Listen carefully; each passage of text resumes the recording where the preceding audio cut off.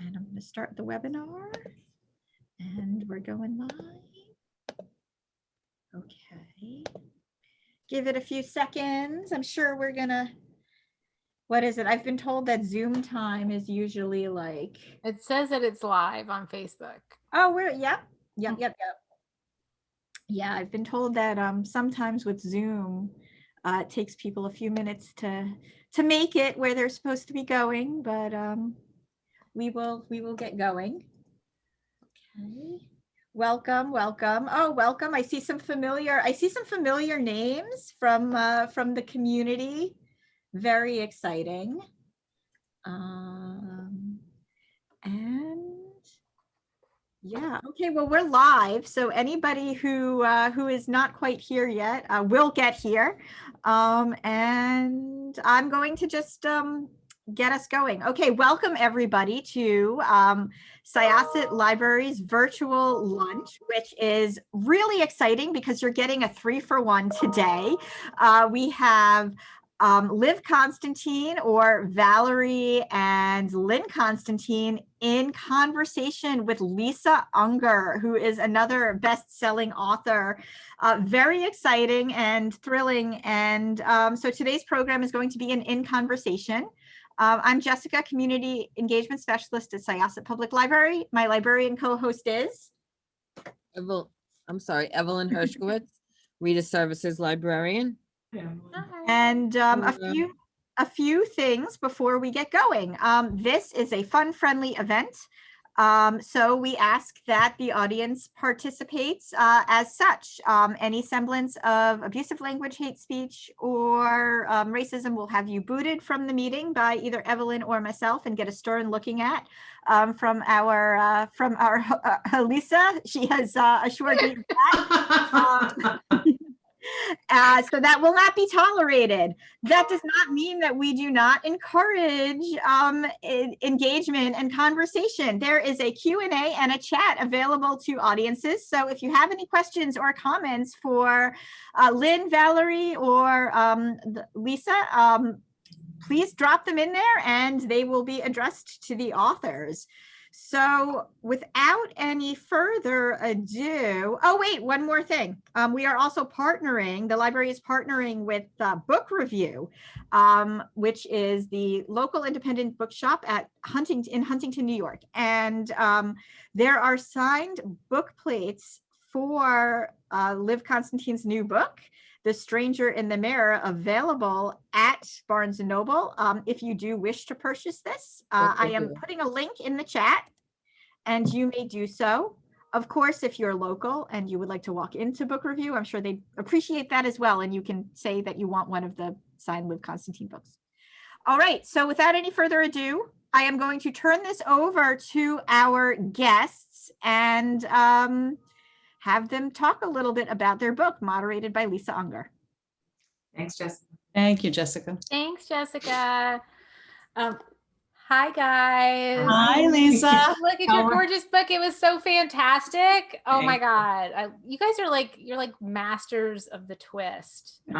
Look who's talking. Right? You're like the twist masters. From the mouth of the twist master. Exactly. I loved it, of course, and congratulations.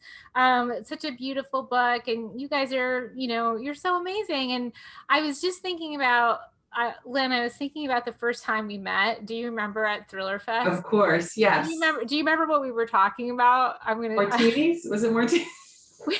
Well, yes, it did eventually get to martinis. Of course it did. Yes. Unfortunately, we never got to have said martinis because of a million things. But I think one of the first things that we started talking about was who would be responsible for our grooming if we found ourselves in a coma. Do you remember? Oh my gosh, that's right. I don't even know why that. I mean, I think this was within minutes of meeting. Oh my gosh. And who was? Who was in charge? Within minutes. Right? I think you would have to be for me, Valerie. I mean, definitely not our husbands. They wouldn't yeah. I think we need to designate that in living wills. I think I think it's Right? important because I mean, who's going to come in and do the waxing and the manicuring and all that stuff? I mean, especially, if it's a long haul, like I'm just Yeah. saying, I don't mean to be glib about it, but we are thriller writers.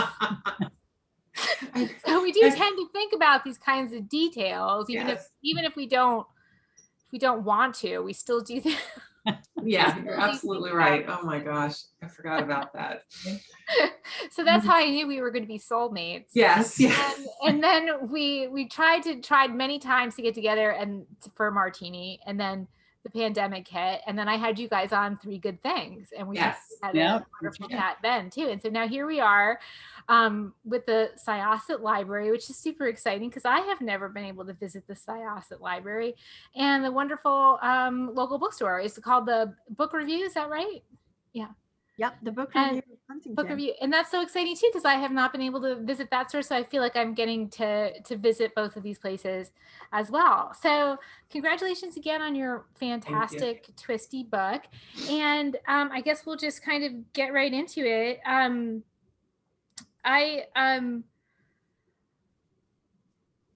wonder, I don't necessarily want to talk too much about the plot, but I will just like sort of a little bit.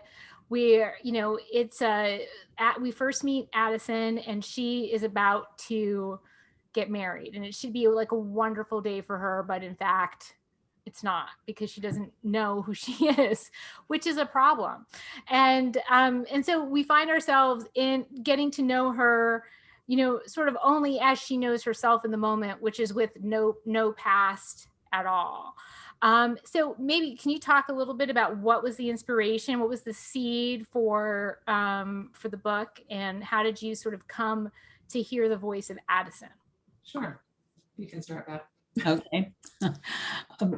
Normally Lynn and I spend probably 2 months easily talking about the plot of the book that we want to begin working on. So we spent a lot of time together on the phone, back and forth. And what happened in 2019 was that we were at the Sharjah Book Festival in the United Arab Emirates. So we were together for 10 days. I remember that. Which we really never have an opportunity to do. Lynn is in Connecticut, I'm in Maryland, we're 5 hours apart. And so we were really just kind of forced to be together, which was great. I don't mean that in a bad way. Right? But just spending every day together. And we had been working, we were on the first draft of a book that really neither one of us was feeling super excited about. We were struggling with the direction that we were going to go in. Right. So Lynn said to me, how would you feel about like putting that aside and starting something new? And I said, that would be great. Let's do that. Yeah. So then we started talking about, well, what would that something new be? And Lynn said, what if we didn't have any twist or anything at this point, but she just said, what if we center the book around a woman who has amnesia? And I said, yeah, that sounds like we could work with that. We could figure something out with that. And I think too, the idea of doing a lot of research, which we knew we would have to do on a subject that's just fascinating. It is. Really, that pulled us in as well. So it was a twofold sort of thing. The premise sounded like it would be interesting and something we could really do something with. And then the idea of finding out more about the brain and amnesia was the second part. That's how it came to be. Yeah, and is it for you as well? Is it sort of like, your research and your writing, the way I feel about it is kind of a continuum. Like I'm constantly researching, and what I find often, there's inspiration for what comes next. And, when I'm writing, I might run into kind of, the stone wall of my own ignorance, as I like to call it, and then go looking for information. Is that kind of how it works for you? Like it's just kind of an ongoing loop? It is. I mean, we did stop before we started writing. We did a lot of reading and research initially, just because we didn't want to have to amend too many things. But of course we did, once we started writing, we did continue to do that. Yeah. And Valerie focused a lot on listening actually to YouTube interviews with people who had amnesia, Yeah. to kind of get that the emotional component of what it must feel like to be a person with no memory. Because Yeah. one of the challenges that we had, as you know, when you're trying to get to know your character, well, if the character doesn't really know herself, Exactly. right? And we didn't want her Yeah. to be born, and we had to imbue her with characteristics and qualities. So what we really tried to do is get in her skin and say, okay, if we were Addison, how would we feel meeting this family that has all this history together and friends, and you're thinking to yourself, wow, I have nobody who can tell me, tell a story, a funny story about me when I was a kid or when we were teenagers. I have no idea. Did I do nice things or was I a bad person? So that helped us to form her. And then as we were going on and we realized, of course, all the trauma that she had in her background, then we needed to do more research along the way into the brain and trauma and how trauma affects the brain and the body. One of my favorite topics. Right. I know. I think all of us are, I know, Right. very, right. We have these characters with these tragic and traumatic pasts. And so there were some surprises along the way with the research, with the trauma. So we can, I don't know if we can get into that later. I don't want to go on too much about research now, but yeah, I mean, and it's interesting. I mean, because you really need, when I talk about research, it's like, it's amazing how much knowledge you need to have that never ever winds up in the book. It's really about creating verisimilitude, and you have to have that primary knowledge in order to make anything sound even remotely authentic. And I really do feel that you did an amazing job with her. Like, we really, I felt like as a reader that I just kind of traveled along with her. Like, her journey was my journey with the character. So that was, I mean, it's impossible to talk about anything that happens, of course. Right. It's interesting that you say, because we did have, there was a lot that was cut, and as our editors, which thank God for our editors, they do a wonderful job, but we had a lot of more of that research, especially in Julian's part, right? Because we're like, oh, this is so interesting, we need to put this in here. It's so interesting to you, right? Yes. And our editor's like, I would love to know this. They have to know this fact. Yeah. So a lot of it was on the floor. That was a little hard, but no, it's really true. I mean, a lot of it does just you have to know it, but if it's in the narrative, then the narrative grinds to a halt, because even though you're fascinated by it, that's great because it's part of the engine for the book. Right. But it definitely, doesn't necessarily belong in the book. Right. Yeah, we tried, but it didn't. I know we all try. Right. And like you say, thank goodness for our editors. Yeah. Well, the other thing that really interested me about Addison's journey was that, and maybe I'm wrong, but this is what I took away from it, is it really was a feminist journey in a lot of ways. There were really some strong feminist themes in the book, and I mean that, obviously in the best possible way, but just this idea of, how kind of when you're younger, or in her case, when she's like sort of younger in the sense that she doesn't know who she is, she only has that information that has been given to her about herself. And then she has this journey where she is discovering herself along the way, and then effectively like has to write the story of who she is. Was that something that you guys wanted in the book, or was it just something that evolved as her character evolved in the writing? I think it was a combination of both, because our writing does evolve. We really never start with a very strict outline, and we always know the big twist, but the little things along the way and what the character does, we give ourselves the freedom to just sort of let that happen organically. But I think that we feel that way about all of our characters, that they need to come to a self-realization, and whether it's self-healing or repentance, but in the end, that they are stronger. And in this book too, we both felt that all of the female characters exhibited that. We really wanted that to be. We didn't want the stereotypical female that wasn't with the boy anymore, or the mother-in-law that was awful. Right. they all had their own strengths, and we liked all of them. Yes. And I think too, we didn't, even though there's this dynamic of two, she's engaged to one and then she finds her husband, it really isn't a story about choosing which man. Right. Right. No, not at all. And, it's not, as you said, it's more about who she is and what she wants for her life and where she's going to go when she does discover who she is. And it's not even, it's not a romantic thriller or comedy where the point is, oh, this one or that one. It's it's loving herself, right? Exactly. To accept herself. So I think it evolved. I mean, it wasn't something we set out to do, as Valerie said, but along the way, that journey came, which was why too we struggled a little bit with how to end it because of that. Of course. Yeah. I mean, definitely. But I think, well, I mean, without giving anything away, it was actually perfect. Okay. It was it was perfect. I'm just going to say that it was perfect, and that's it. And everybody has to read the book to see why I think it's perfect. So one of the first things that I asked you when I met you, Lynn, was that, when you told me that you were in a writing team with your sister, I was like, oh, wow. Oh, how do you do that? Right? How does that go? Because I could only imagine being in any kind of a team with my brother.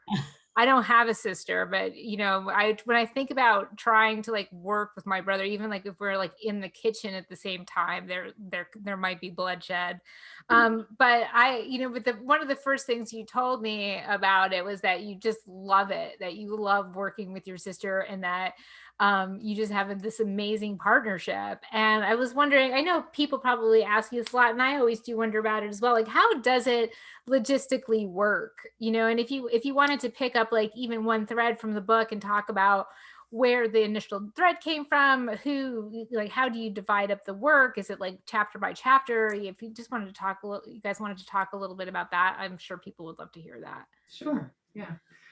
So we really write everything together. Our process has evolved over the 4 or 5 books actually that we've written together. And the very first book, Parish, we did focus more on a character, even though we did both write in both parts. But what we quickly came to realize was that we both have to be 100% immersed in every single character in the book. So as Valerie said, we talk a lot before we begin writing, and we come up with the premise and the characters and the setting.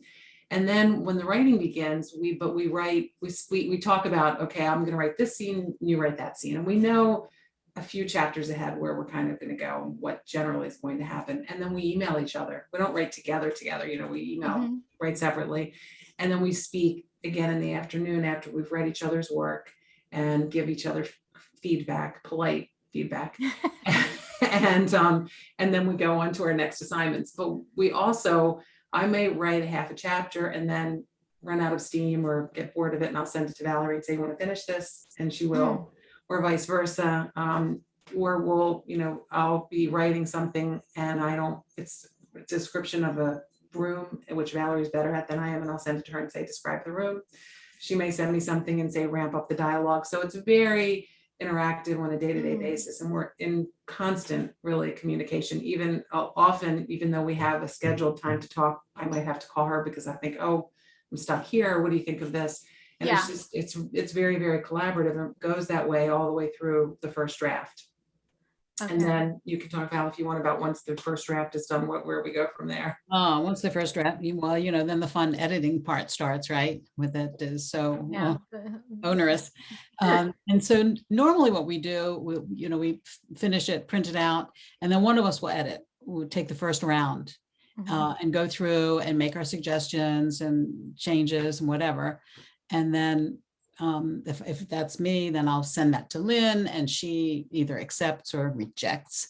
Rejected X, red X. No with it. Why? How dare you? Yes. That's really stupid. No, we never do that. We're pretty respectful of each other. We're both very sensitive, so we're very respectful of each other, right? Right. And then it'll go to Lynn, and so we go back and forth with that, which is really wonderful because you have other eyes on it. You have another brain working on it, so it's double your money for the work, and then. that can go, I guess, three rounds, and if needs a I lot don't of, even know what we're on, and that we're on like our yeah. fifth, and then we're both, when we think where we're good, then we both print it and read it individually and make our notes, and then we talk and say, okay, Right. do we need another this chapter? You know how that goes. Absolutely. I mean, so The tough part is when we get it back from our editor, Oh, yeah. and that, you have to take a day to sort of cool down after you get that back. Right? It's like, oh, Exactly.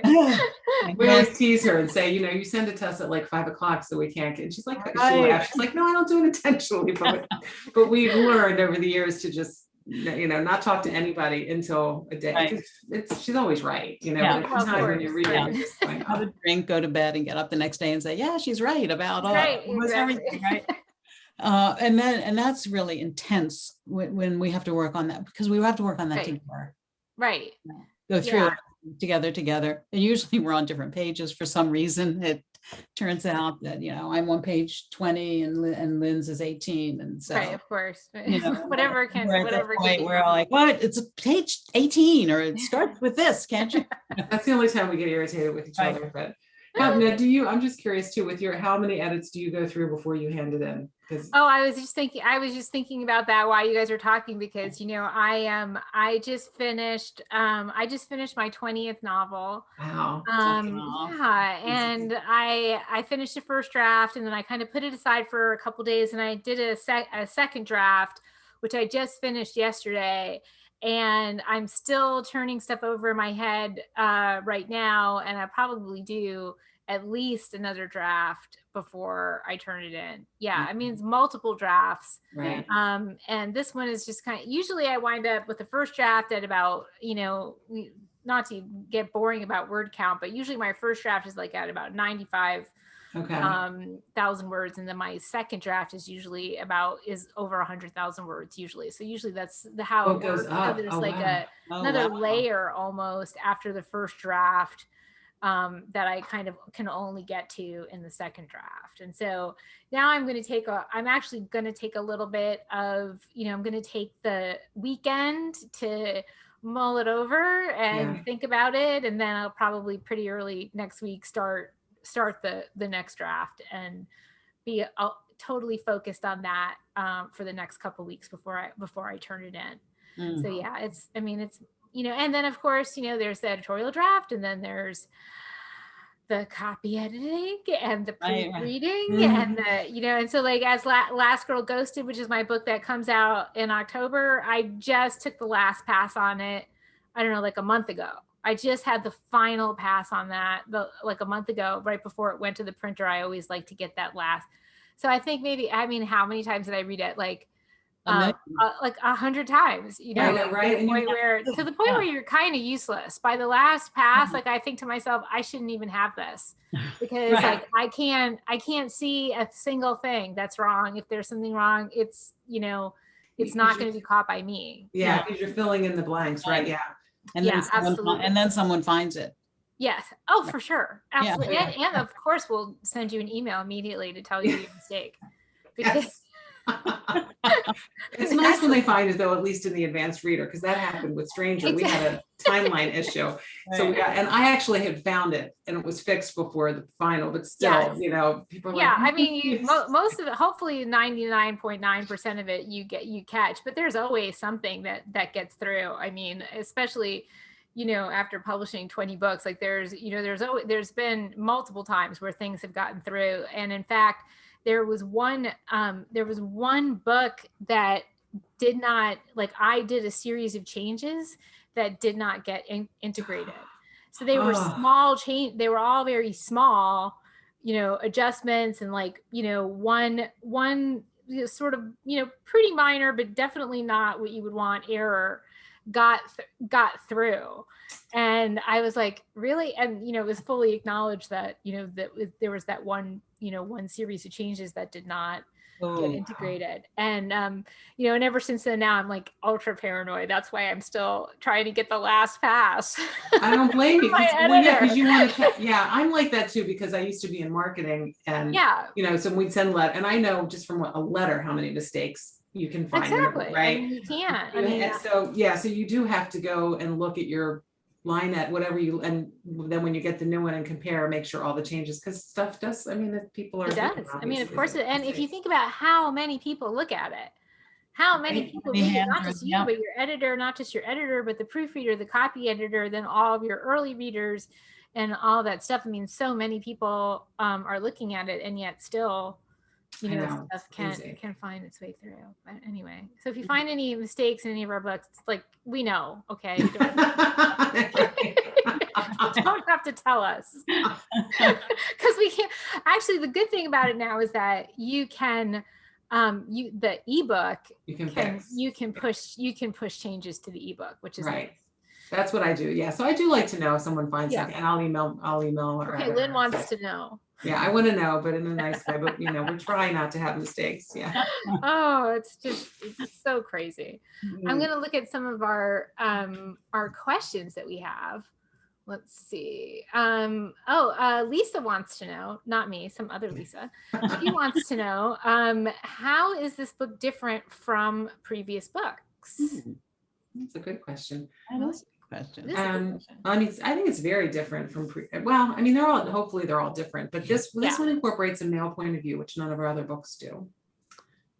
Yes. Usually we just tell from and this one has,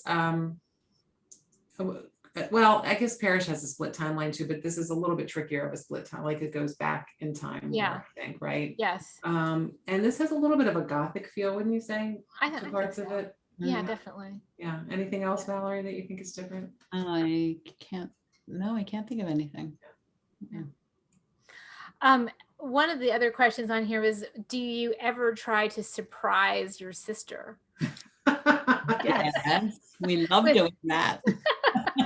And when we do it, like Lynn will call me and say, okay, I am sending you something, but don't read it until we FaceTime so I can watch you. I while you-" can watch.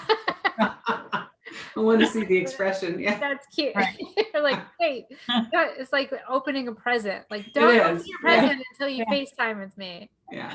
Yes, wait do you see what I wrote? I'm sending it to you now. Yeah, Yeah. we do that. I'm just looking through our questions here. Let's see. I think we answered a lot of these. Do you live near each other? Not really, about 5 hours apart, right? Mhm. Maryland and Connecticut. Yep. And then, and we talked a little bit about how you write together, but we didn't talk about how did it start? When did you first start writing together, and why?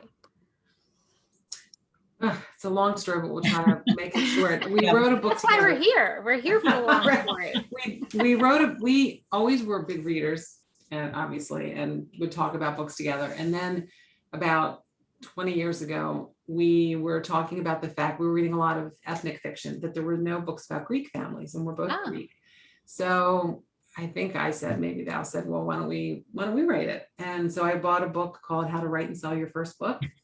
And we got together and we outlined it, and we wrote this book called Circle Dance, which was about two Greek sisters assimilating into American life, and was sold eventually to a small press, and about 2,500 copies. And then I moved to Connecticut.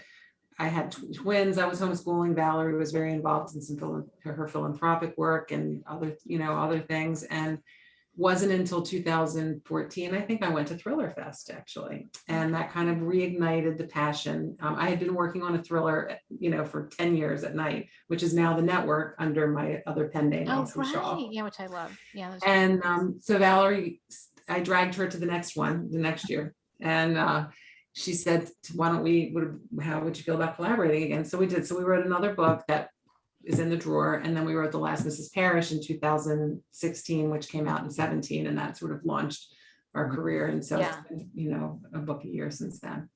Yeah, that's really good. So you guys were, I always feel like most, all writers are readers first, right? I mean, Mhm. were you Yes. always all your life avid readers? And did you know from an early age that you wanted to write? We were fortunate as young kids that our mom took us to the library every week. Yes. And then we sort of had this informal book club with our mom and our aunt and the two of us. and we would all read the same book and we would talk about it. And so books were very, very much a part of our lives. Nancy Drew was huge. Lynn took my whole collection and scratched my name out and put her name on it when she, purloined all of them. I mean, she was finished with them at the time. It was, but anyway. And I didn't have daughters. I had only sons, so I'd had no one to, at least you had a daughter to. You never wanted them. I might give them back to you for Virginia unless My granddaughter yeah, now. yeah, unless I save them for Right. It was 6. So, we always had a love of reading. And I think, I've heard some authors say, oh, I knew from the time I was in kindergarten that I was going to write a book and that was going to be my life's work. And that wasn't me. Yeah. I liked writing. I loved English. I always did well in that. The sciences were like, oh God, just please keep me away from algebra and trig and all that stuff. And I think that, we were talking to Kimberly Bell yesterday, and she said, I always had this secret dream that I would write a book one day. And I think that is how I felt as I grew older, that it was the secret dream, but it was also an impossible dream. That all these other people were out there and they could write and they could do it, but would I ever really be able to write a book? So it was that sort of thing. I always wanted to, but felt like, I don't know, I could really be that person. Right. For me, I thought I wanted to be a prosecutor. I was always fascinated with criminal law. But then I became paranoid, thinking that if I put criminals away, they might come after me. And, of course. So, because you have a thriller writer's brain. Yes, right. Yes, exactly. And I'm like, I can't. I would just exactly. Right. So then I thought, well, maybe I'd love to be a psychologist. So I have an undergrad in human development. And when I was pursuing my master's, at first it was in counseling. And then I thought, I can't sit in a room and listen to people. Plus, I'm too direct. I would just say, look, this is what you need to do. Right. Move on. And that wouldn't work either. Snap out of it. Right. So now we write about psychologically, challenged people who sometimes commit criminal acts. So I get to have all of that, and it gets to be new with every book. So it's perfect. A friend of mine recently said to me, she said, and she and I were best friends, and we used to play paper dolls together. That sort of ages me, right? That we had paper dolls, and we would make up stories. And she said, I always knew that one day you would have to write a book because of the crazy stories that you would make up for. Is that Diane? Yeah, Diane. Right. So her sister is Marina, is my best friend, and we used to play with dolls, not paper. Right. I remember this one doll was like, she was the maid and she was having an affair with the husband and she was pregnant. And of course, yes. It was Dallas and, Dynasty and all of those. Yeah. Yeah. And I used to tell we have 2, Lynn is the baby of the family. I'm the oldest. We have 13 years between us and we have 2 brothers in the middle. And so the brother who's right after me, I used to tell him bedtime stories at night, but they were sort of crazy where I would tell him, I tried to wake you up, but you were asleep, and we got on the Russians put us on this plane and we were on a spy mission, and he would be like, oh, I wish I had awakened. Then I tried it with the next brother and he called total BS on it. He was like, I don't believe this for a minute. Your first critic. Exactly. And by the way, I don't think either of us we love our brothers, but I don't think we could write with them either. No, so, no. Probably not. No. Yeah, I'm definitely one of those that, I've been writing all my life, like since I was a kid, and I see the same thing in my daughter Ocean now, like when she's been, not just writing, but also animating. Oh, that's awesome. Yeah, that's which amazing. is kind of interesting. My mom was a librarian. So yeah. So you come by it naturally, definitely. I do. Yeah, and I used to go with her. She is just a great lover of all stories, like she loved all books and all television shows, films, theater. My dad, on the other hand, is like an engineer. He did not want to do any of it. He didn't want to go to the movies with her, and nothing all his books were nonfiction. So my mom used to just take me everywhere with her. Like I used to go to the theater with her. I used to go to you know, to movies, you know, I could read anything that I wanted. Like they had these big bookshelves, and if I could reach it, then I could read it. And that was it. It's amazing. So How good. did she feel when your first book came out?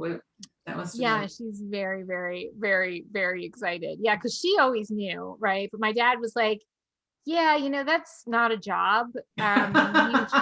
You should not try to do that.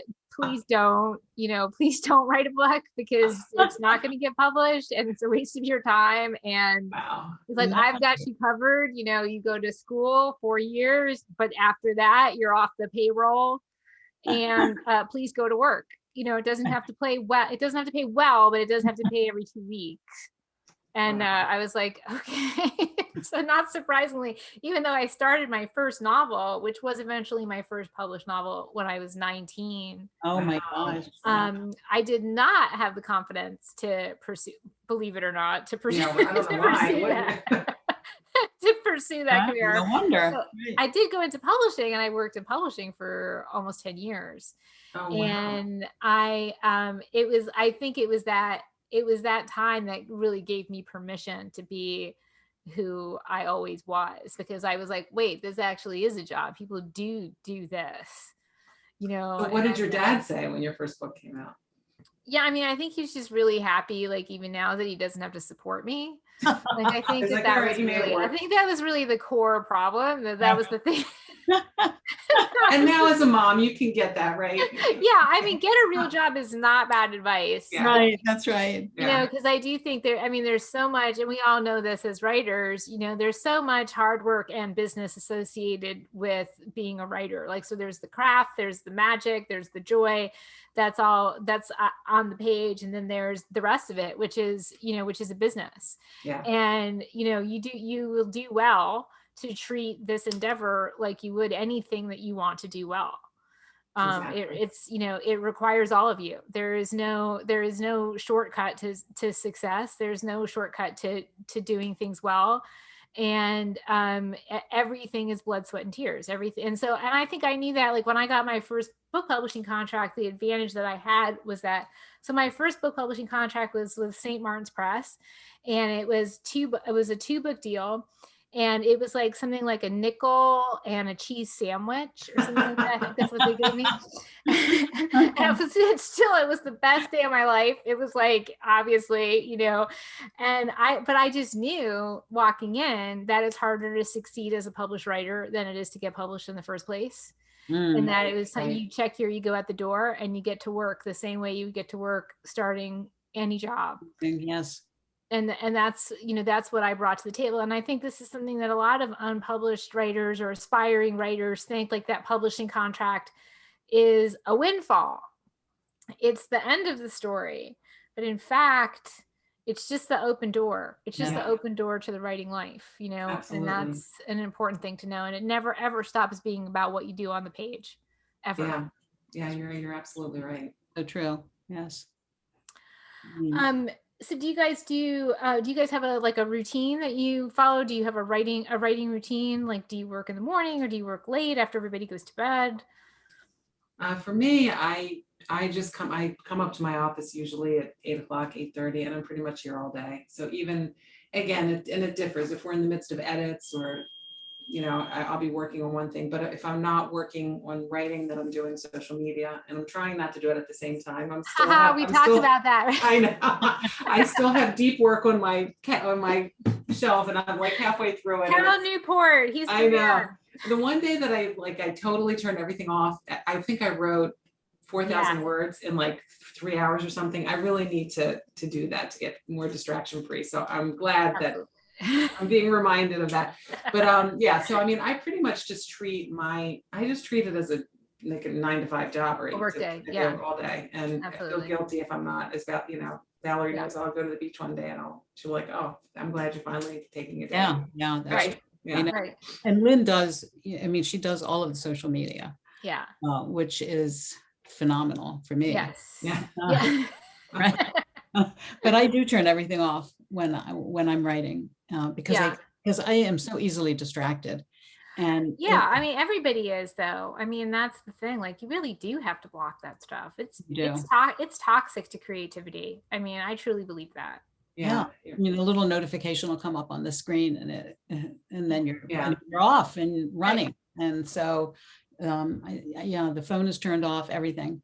Yes. Yeah. And I think that that's really critical. And in the book, Deep Work by Cal Newport, he talks specifically about drag, like, and how it's very easy for the creative brain to switch off because your brain is tired. It's working really, really hard, and you probably only have about 90 minutes to an hour of good creative output, and then your brain needs a break. And but your break should not be Twitter, because that is not a break, right? That's a dopamine hit. And once your brain gets that, then it doesn't want to go back to work. It wants more candy. You're totally right. It's like, I just got a new review. So how exciting. I am addicted to those dopamine hits. Everybody is. I mean, it's a hazard, right? So you can still have that, but you've just got to batch it. That's the thing. You have to, you just have to batch the time that you spend online, and it should not, what's the word I'm looking for? Intersect with your should intersect with the other brain, because it just doesn't work. Yeah. And meanwhile, like the other part of the problem is that, technology is advanced, I mean, incredibly 10x, right? Over even the last 20 years. Meanwhile, your brain, not at all. Your brain has not evolved even a tiny little bit. Your brain has not evolved at the same rate that technology has. Right. And that's why you feel so exhausted when you try to do too many digital or technical things, because your brain is just like, what are you doing? And right. It's so tempting when you're stuck. Of course. Say, let me go over here. I'll just go on the internet for a little bit. And then, boy, a little bit. I have to research. Go down a rabbit hole, right? It's just... So the good thing to do, like you said, you take a walk, listen to music, or even reading, right? Even reading something is... Yes, you can read, you can exercise, you can cook, you can do laundry. Oh, great. Yeah, you can do those things, because they're not, it's going to give you blank mental space. And that is true. Like when you're thinking, right? Yeah. That's what you're looking for. You're looking for the blankness, right? Because that's where the creative process starts to churn. So you have to seek those blank spaces. Whereas most people, if they have a blank space now, they try to fill it. Right. You try to fill, you're like, we're terrified of being bored. Like, it's terrifying, right? But boredom is the seed of creativity. Boredom is where we are most creative. And so you have to see, like, if you have a blank space and you fill it by scrolling through whatever, then you've lost a really fertile moment of thought about your work. So that, taking that to a whole different scenario of how kids now are so much on their devices. Exactly. And even, like a car trip. I took a car trip with my kids and my granddaughter, and she's on a little thing, watching a movie or something. And I said, how did we do with our own children when we had to take a drive and they were just in the back seat looking out the window? Right. Exactly. Right. Exactly. So what is that doing to? And it's something that I do. I talk about creativity a lot, and I go into the school. I've been into my daughter's school a lot, and for my own daughter, I know, we just were really strict about it. We were really strict about the strictest parents we knew. And we never parked her. She didn't have any screen time before she was 2. We never parked her in front of a device so that we could get through a meal or something like that. If she got antsy, we just got up and left. That was it. That, we just, we figured that was our role as parents, to take care of our child. She never had she didn't have an iPhone. She didn't have a phone until the end of 8th grade. That's great. Then she got a phone, and now she has one, but she has been taught how to use it and how to use social media. I told her, you're an artist.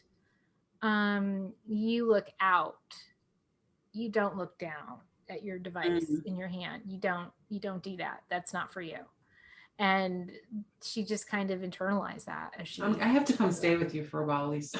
Yes, will you? I would love that. Come on down. We'll have like a writer's workshop. Yeah. We'll all go to a hotel together and hang out. Yeah. I think. So what is the book? You mentioned a Oh, book. it's called Deep Oh, Work. deep work. Deep Work. I have it. You should Okay. get it, and I'm Yeah. gonna I'm looking at it over my shelf, and it's coming with me to the beach today because I got it. Perfect. Great. Excellent. Yeah. Good. The beach is a very good place to recharge your writer batteries. Yes. Yeah. Yeah. Definitely. I'm trying to look through our questions from our audience. It's a, did the pandemic affect your writing process? We were Then that we were that our book was finished. Well, the first draft was Oh, finished. right. We I were think I working remember you on- saying this. We were working on edits when Right. the pandemic started. So we didn't have to really be creative, which might have been a problem, I suppose. But then on the other hand, I think it was also sort of a lifesaver that we did have that to do and we could work from home. Absolutely. it got us through I think the I pandemic think so too. and we actually got a lot more done because there was nowhere to go. So Right. Or no, you could always, it's like, what, are you free tomorrow? And I was like, yeah, I'm in my living room at 2 and my kitchen at 3. So What about you, Lisa? Yeah, I mean, I always feel like I did write a book during the pandemic. I did, and I always feel like that's an escape hatch for me. I mean, that's always where I have gone, even as a little kid, to metabolize the world. That's where I metabolize darkness. And I have always done that, and it's been an escape hatch for me during some of the most challenging periods of my life, personally, professionally, and it was no different during the pandemic. I mean, I really did, it was a door that I opened and walked through. And I felt really grateful for that, and also grateful that, we could continue to do our job from home. That was really, that was a real blessing. And that, in many ways, the job changed so much because all the travel got sort of taken away. Yes. Which, I mean, I don't think is, for me personally, is not the worst thing in the world. I find, traveling and book tours and stuff like that to be very, very exhausting. I'm an extreme introvert, even though I know I don't present that way. I definitely feel very, I feel very, very exhausted by not being on stage and being with writer pals and all that, but just the physical travel of getting to point A and point B. And I don't love being away from my family, especially when my daughter was really small. We would mobilize this whole crazy group, like my husband, my parents, my kid, we would just be like, if we're going on the road, we're all going together. And so that was also I wouldn't have done it any other way, but it was not for sissies. Let's put it that way. It was not for the faint of heart. No, but I felt like it's been such an interesting new thing that we're able to connect in this way. It doesn't replace that, feeling of being able to hug and sign and talk and, get a martini and all that stuff. It doesn't replace that, but it has opened up doors for people who, I mean, I hear from people all the time now saying I've never been able to come to your book signing before, and now I can, or when you have an online event and people come from all over the world. And you're like, wow, that is amazing. So if you have a bookstore event, sometimes you're limited to that local area. You're limited to getting yourself there, other people being physically able to get themselves there. And so I think in some ways there are people who, whether they have tiny children at home or they're caring for somebody who's elderly or sick, or they have their own physical challenges or whatever it is, suddenly a new doorway has opened for those folks. And I hope that they're always honored, even as we move towards live events. I hope there's always a digital component so that people can continue to, I agree. Yeah, Okay. Right. I mean, hopefully even for the live events, maybe they'll be hybrid, I think so. Yeah.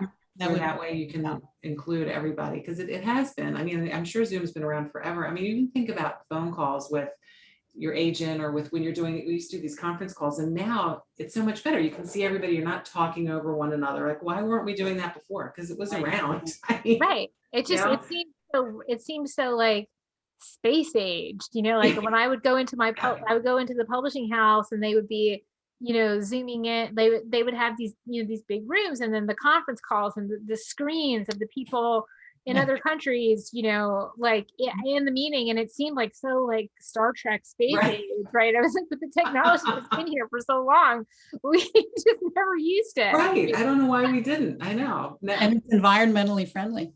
It is. It is. And well, I used to say it even to my Yeah. husband who's in the corporate world, like Yeah. when he'd have to fly out for one meeting that was 2 hours, and I'm like, why with technology, why aren't you just all doing, it's so crazy. Well, so now, and of course, all the travel budgets that companies have saved on, I think they're gonna wise up and say, yeah, makes sense. Yeah, absolutely. Well, there's another question on the Q&A bar. Somebody asked, and I'm going to kind of morph it into a different question. It said, did you always love thrillers? I know you did, because you were talking about Nancy Drew. Did you always love thrillers? And what are you reading right now? Like, what is the book that's like really transporting you, or something that you're reading right now that you just love? If you guys each Hopefully you can't hear that lawnmower out there. So I have always loved thrillers, and mysteries and thrillers. And I'm actually in the midst of Heather Gudenkauf's book that's coming out. I love Heather. She's amazing. She's amazing, isn't she? Yeah. Yes. Not unwanted guests. I just said it. I don't think about the overnight guest. I know it was the overnight guest. The overnight guest. Overnight guest. It's coming out in another year, I believe. So I have an advanced reader. I don't have an advanced reader Why didn't I get one? I don't know, but I can send you mine when I'm done. But maybe I would like to be reading the Last Girl Ghosted. Oh God, you don't have one of my galleys. Oh my God, I'm so sorry. Take care of that. Yes. No, I'm gonna get you both your own copies. Like, thank you. Great. Thank you. I'm having major FOMO every time I see it on Instagram. I'm so sorry. Yes, you're up next. Well, I'm also reading an advanced reader copy. I'm at the very, very end of it. In fact, I was reading it before we got on, and it's Please Join Us by Catherine Mackenzie. And it is terrific. So I love that title. I'm not sure do you know when it's coming out, Lynn? I can't remember. No, 2022. I think so. Yeah, and that's another one that's got a very strong feminist theme. I finished it. Really good. Yeah. What are you reading, Lisa? I actually have it right here because I just interviewed her for 3 Good Things. I just finished The Turnout by Megan Adams. Oh, terrific. She always writes. She's just an amazing writer. I mean, is that out now? Is it out now? No, but it comes out next week. Okay. It comes out next week. Yeah, she's just an amazing writer. She also has she also has very, very deep female themes. She does a kind of a deep dive into the dark feminine, especially the young dark feminine, and all the different relationships between women, and how they work and how they don't, and how they're dysfunctional and how they're powerful. And she's just a beautiful writer. She's just just a tremendous writer. So she's one of my favorites. So I'll have to check that out. Definitely. So many good things to read. I don't know. My pile keeps growing, and I'm still buying books I can't stop myself. 2 stacks on my night table. Everywhere. I get through them all, I know. The piles are just epic. They're epic. Well, if I cut my internet and browsing, I bet you I can up my reading. Yes, I'm gonna do that. I'm gonna look on our little question board. There's one question. I think I kind of answered this, maybe not. Did you learn a lot about writing from working in publishing?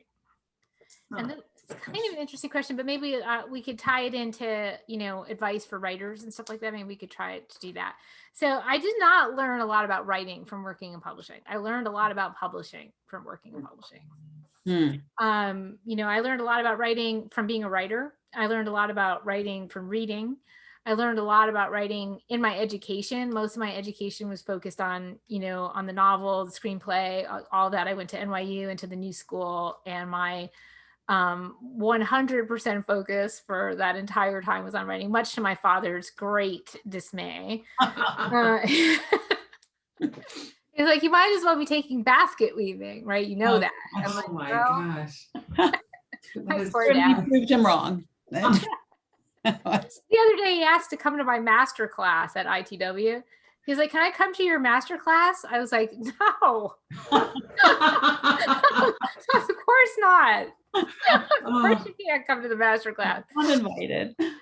Hilarious. But yeah, so I learned, you know, and I think that it's true for most writers that we learn the most about writing by reading. And but I did learn everything I needed to know about publishing by working in publishing, and it's always changing, and it's always, you know, now I learn about it in a different way from the other side of things. But yeah, that was really my main, you know, my main benefit from being in publishing all that time is just knowing about the business. Do you think that helped you in like in terms of, I guess when you're in working with now being on the other side of it, knowing what you know about publishing? I mean, did that give you more of an advantage, do you think, in sort of marketing or positioning, or do you think it just made you more understanding of this is how it is? And do you know what I mean? Yeah, I mean, well, I was a book publicist for 10 years, so I did learn a lot about that. But of course, even book publicity has changed a lot since I was a 22-year-old publicity assistant in New York City, and but I do feel like it did teach me a lot about that. I do always have that publicity element to my knowledge of the industry, and it definitely does come up, but I do think it has made me more understanding of how things work, and it has helped me to navigate the industry in a different way than somebody who came into the industry not knowing anything about it, mainly just about knowing that, even as much as they tell you, that it's really, that all the stuff you have to do to market yourself and all of that, I really feel like, as the writer, you're 90% of your responsibility, maybe 95, 98% of your responsibility is to write the very best book that you can write. And that the remaining 1% that's left of you, if it's left at all, could be dedicated to doing the due diligence that we all do in appearances and Zooms and interviews and social media and all that. And the rest of it should just be about the writing. I don't think it ever stops being about that. And so I think that's also what I've learned, and also what is always my advice for aspiring writers. Like, just worry about getting better. Don't worry about getting published. That's the only thing you need to focus on. And if you get published, it'll be incidental to your having gotten better at what you're doing.